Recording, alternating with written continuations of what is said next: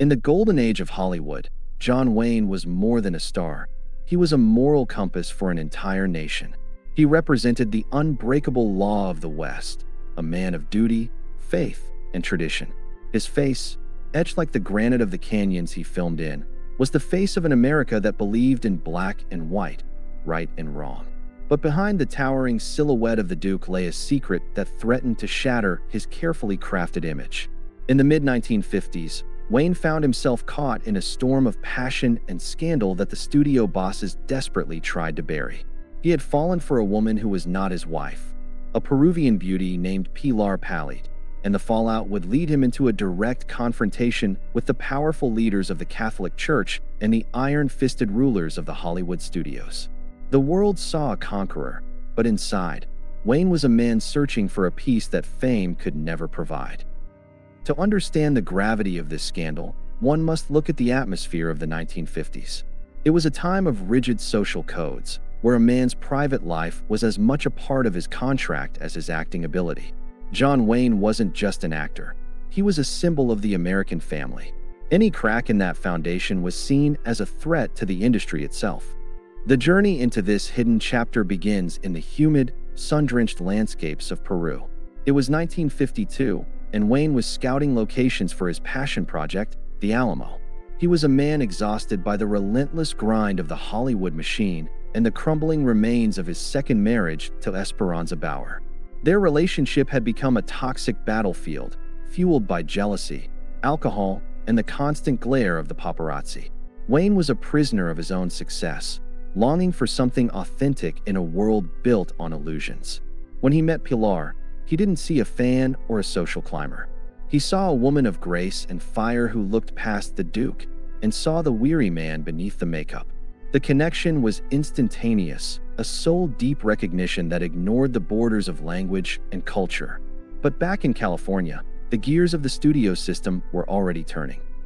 They knew that a divorce would be messy, but a divorce involving a foreign woman while he was still the hero of the American heartland?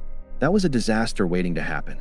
Wayne began a double life, a series of clandestine flights between continents under assumed names, chasing a shadow of happiness while the storm clouds of scandal gathered on the horizon. As Wayne navigated the treacherous waters of his secret life, the tension began to seep into his professional work. He was no longer just playing a man with a heavy burden. He was living it. The early 50s saw him producing and starring in some of his most physically demanding roles, perhaps as a way to outrun the emotional chaos of his private life. Yet, every time the cameras stopped rolling, the reality of his situation returned. He was a man deeply rooted in tradition, and the idea of breaking his marriage vows weighed heavily on his conscience. He was caught between the man he was expected to be and the man he actually was. Pilar represented a future he hadn't thought possible, a life of genuine companionship away from the vanity of Los Angeles. But to reach that future, he would have to walk through a fire that had consumed many stars before him. The studio bosses, hearing whispers of his Peruvian excursions, began to tighten their grip. They reminded him that his image was a multi-million-dollar asset that didn't belong to him alone. He was a piece of property owned by the public, and the public, they claimed, would never forgive a traitor to the American home. The scandal finally erupted when the legal battle with his second wife, Esperanza, reached a breaking point.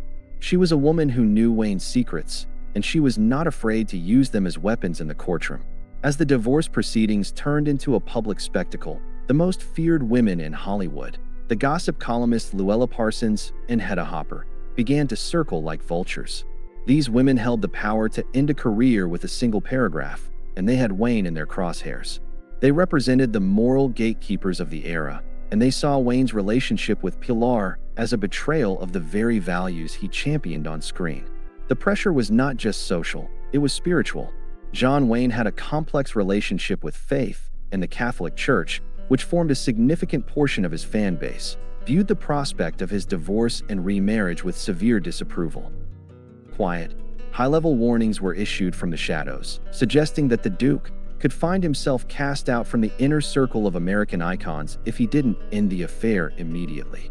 He was being told to choose between his heart and his crown. Inside the cold, mahogany-lined boardrooms of the major studios, The atmosphere was even more suffocating. Executives who had profited for years from Wayne's rugged masculinity now looked at him with clinical detachment. They didn't care about his happiness, they cared about the box office. They reminded him of the moral clauses in his contract, legal traps designed to ensure that stars remained compliant with the conservative standards of the day. To them, Wayne was a brand that was being tarnished by a foreign scandal. They suggested that he should make a public show of reconciliation with his wife, even if it was a lie, just to keep the theaters full. But John Wayne was not a man who took orders well, especially not from men who sat behind desks while he bled in the dirt of movie sets. He saw their demands as a form of cowardice. He began to realize that the industry he helped build was more than willing to discard him the moment he became inconvenient. This realization sparked a defiance in him that would define the rest of his career. He would not be a puppet for the studios, and he would not be a statue for the moralists. He decided to fight for his right to live on his own terms. The middle years of the 1950s became a war of attrition for the Duke. Every public appearance was a calculated risk. Every interview was a minefield. He was a man who preferred the direct confrontation of a gunfight, but now he was fighting a war of whispers and shadows. He found himself increasingly isolated from the Hollywood social scene, preferring the company of a few loyal friends who didn't care about the headlines. During this time, his physical health began to show the first signs of the strain. The heavy smoking and the constant stress were taking their toll, yet he refused to slow down. He believed that the only way to survive the scandal was to remain the most profitable star in the world. If he kept winning at the box office, they couldn't afford to destroy him. This professional obsession was his shield. He poured his frustration and his hidden sorrow into his roles, creating characters that were more layered, more cynical, and more human than ever before. He was using the very platform the studios controlled to show the world the man they were trying to hide. As 1954 arrived, the pressure on John Wayne reached a breaking point that threatened to crush the very foundations of his career.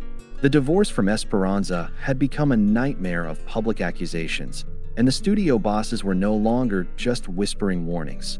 They were actively looking for ways to replace their golden idol. But Wayne was a man who grew stronger when backed into a corner. During the filming of some of his most iconic works in this period, he was living a secret life of constant movement and hidden identities. He would travel hundreds of miles under the cover of darkness just to spend a few hours with Pilar, returning to the set at dawn with exhaustion etched into his features. The industry called it a scandal, but to Wayne, it was a fight for his life. He began to see the Hollywood system as a mirror of the very outlaws he fought on screen, a group of men who cared nothing for honor and everything for control. His isolation from the social elite of the city was nearly total, but in that silence, he found a clarity he had never known.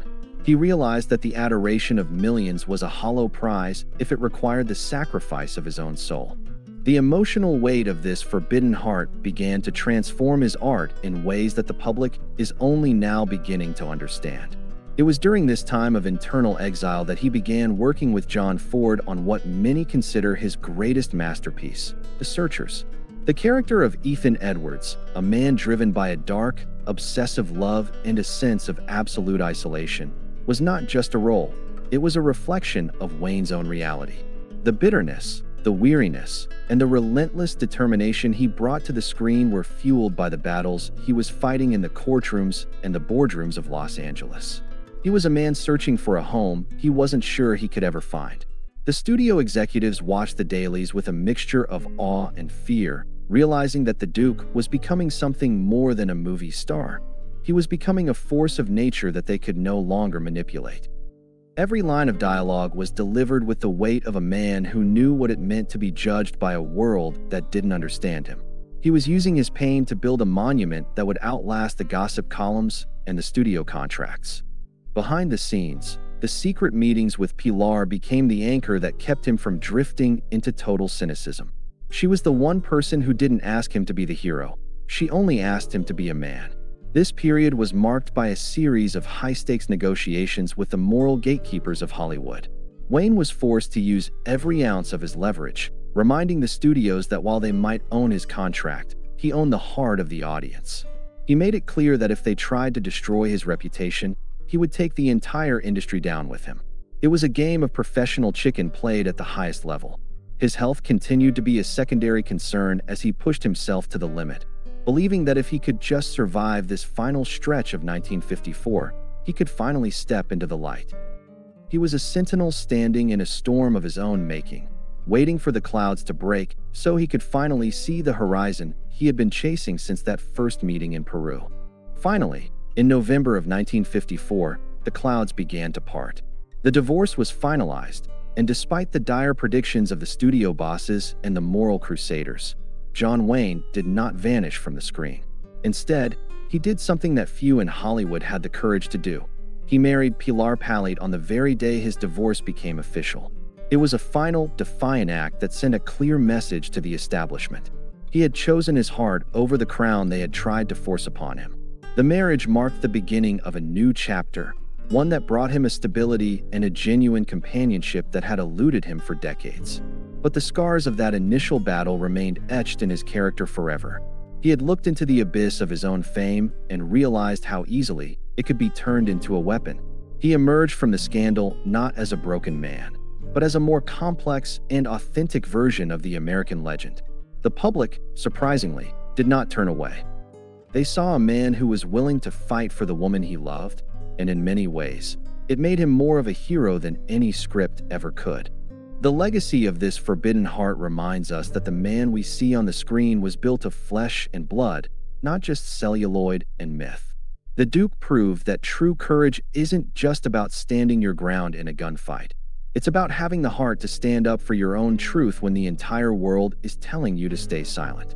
The struggle of 1954 changed the way Wayne approached his life and his career. He became more selective, more protective of his private world, and more committed to his own values rather than the expectations of the studios. He had conquered the most difficult frontier of all, the boundary between the person the world wants you to be and the person you actually are.